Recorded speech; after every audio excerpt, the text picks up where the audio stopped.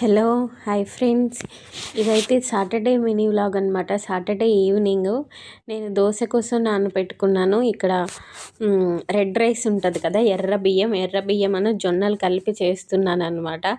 అందుకోసం మార్నింగే 1 కప్పు మినపప్పు తీసుకున్నాను. 1 కప్పు మినపప్పుకి 1 కప్పు ఎర్ర బియ్యము, 1 కప్పు జొన్నలు తీసుకున్నాను అనమాట.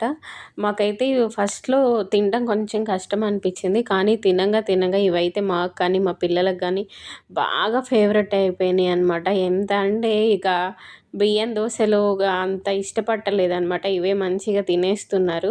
చూసారు కదా, నేనైతే ఇక్కడ 8 to 9 అవర్స్ అయితే సోక్ చేసుకొని తర్వాత మంచిగా వాష్ చేసుకొని గ్రైండర్ వేసుకున్నాను. మిక్సీకి అయితే అంత బాగుండరు, గ్రైండర్కి అయితేనే బాగుంటాయి.